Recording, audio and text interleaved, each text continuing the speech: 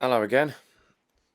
Welcome to part 2. We've just done all of this, and now we're going to do all of this. I don't think it's going to take quite as long as the first time. So, first off, Bump FX. So we're going to need to go over to viewport render. I'm going to press N and get rid of that. And I'm also going to come out of rusted metal. And I'm just going to have a little bit of filter in there. Let's make it just a bit darker, just so it's a bit more visible. Color dodge has done nothing. Add, multiply. I can't see, sorry. This is so small. Oh, hang on, I can just zoom in. Stupid. Alright. Multiply. But maybe we'll mix less. That'll do. We just need a bit of something. Okay, so brushed random scratches. First off, there was actually, yes, another point for anyone from 2.2 and below.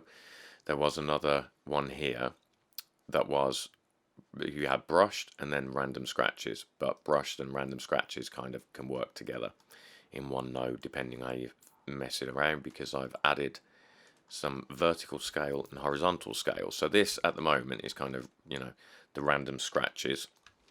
Then if you do something with one of the scales, let's take the horizontal scale up to 50. Other way. 150. And now it becomes, brushed. And that's how you do that. That's what these two are there for. So you can mess around with that. One. And filter 1, filter 2. Try them, see what happens. Detail. There you go. It's easy to see with the details. So that's one filter, and that's the other one. So play with the scale. They're filters. Again, it's experimentation, which is where the fun is. So that's random scratches. Industrial metal. These want some of these. Oh no, that's fine actually. I'll explain that when we get there. So industrial metal is like for walkways. If you're building a factory scene or something, you can just use this. And then, as it says here, use UVs for scale. I don't know why I've put a scale thing there. It doesn't make it. No, you can't do anything with that. So if you wanted to do that, then head over to UV editor, and then I'm going to tab and then scale it. That's the easiest way that I could set it up, because normally trying to scale it within the filter, everything went all over the place and I wasn't sure how to fix it. So if you're going to scale it for bigger surfaces, use UV editor. No, not 3D view, bolt shader. So that's industrial metal. Carbon fibre, doesn't need a great deal of explaining. Use that for carbon fibre. You've got filters, your scales, tile smooth. Well, let's have a look. Yep, tile width, tile height, height, surround size, tile smooth, 1. Okay, yep, does that. Kind of looks like skin, reptile skin. Control Z.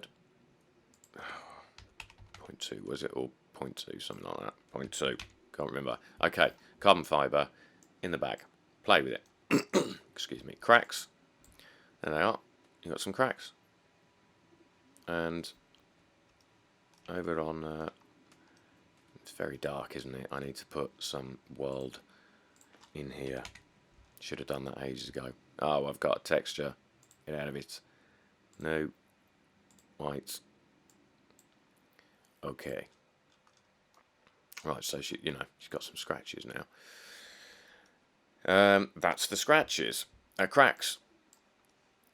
Deep brushed. It's just uber brushed. That one's going to require more of a mixing until you get what you're looking for. But you can go real deep with that. Excuse me. Heavy bump. I could think of a better name. It's just a mess. Like warped, molten-y, metal-y stuff. It's just there because it's kind of cool. It messes up old Suzanne there, but it's a cool effect. It's useful, I found. Excuse me. So that's your heavy bump, and we'll get to this. So the main bump node right there, if you need it. Custom scratch map. So let me get this. You can, when you download this, it comes with the custom scratch map. Once I find where I put it, oh, this is bad news. It's not in there, is it? It is. Okay, so there's you get a scratch map PSD. So if you've got Photoshop, you can open it up and mess around with these. But just plop one of those on. Make sure that is on non-clear, and then mix it in. That might be a mapping issue. It's not actually done that before. Let me try a different one. Scratch map 1. Yeah, that's a mapping issue. Okay, I didn't plan for this. Let me just see if I can very quickly fix this and have it fixed for when you get it. Texture coordinate. Where's my texture coordinate? Let's try generated. Nope. UV. Yes, UV. Okay, so excuse me. I need to put in that. It'll be there when you download this. That will be there. So yeah, you can just load in scratch map 2 again. You see what it's doing. To old Susie here. She looks like a right mess. Yeah. So what I'm going to do is I'm going to put in a object UV slider here, so that you can pick, if it's not working on one, try the other. Push. Done. Okay. That's the bump sussed. So let's get rid of that. And now let's move on to displacement. And of course, displacement is going to require subdivisions. So this one I have brutally subdivided already. I didn't need to do that many. I could have just got away with 3 subdivisions and then maybe 3 on the 1 or 2 on the subdivision surface. So as long as you've got subdivisions or a subdivision surface, you will see the results of these. So chip metal, it's not so much a mix at the beginning, you've got to set the scale. So let's put a scale of 3. And then you get these chips, which also I found look real cool on robots and stuff. Like she's got a scar or something like that. She hasn't got enough subdivisions, so that's why it looks a bit blocky, but that's fine. So, okay, there we go. So that's chip metal. Let's turn the scale of that down to get rid of it. So, yeah, to get rid of it, put the scale at 0. Grating. This one, it's very simple. It's metal grating, isn't it? You know? Change the scale. That's the grating done. Corrugated. Again, very simple. It's corrugated iron, isn't it?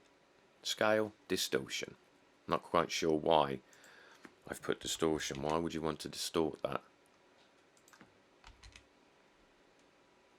Yeah, I suppose you might want it. It's there if you want it. So that's corrugated. And cracks. Got some cracks, but they're displaced cracks, as you can see. They are indeed eating out of geometry. Alright, so there's your cracks. And then hammered is to represent hammered metal. Like this. So now she's been hammered. She's gone out on a turn. She's not got enough subdivisions to probably show any of this. It's, no, 4. You can kind of see it. I mean, you'd have to mess with the displacement, I suppose, the amount, but that there is hammered metal. And I think that's a lot. Will you go? Why won't you go? 0. Typing is so much easier sometimes. And main displacement, there you go. So wouldn't change that, but mid-level scale, I'm not a clue why it's on 1.03 and scale. That is it. If you do with Node Wrangler enabled, at any point Control-Shift click, and you'll see the whatever. As you know, if you've got Node Wrangler and the reasons you use it, you're checking this. There shouldn't be any reason to need to do this with the IMB. It's all very easily visually spotted. But if you do, this reconnect here, Control Shift click, 10 minutes. And that's the final point before the material output. That's the lot. That's the IMB. Done. I hope that's much clearer.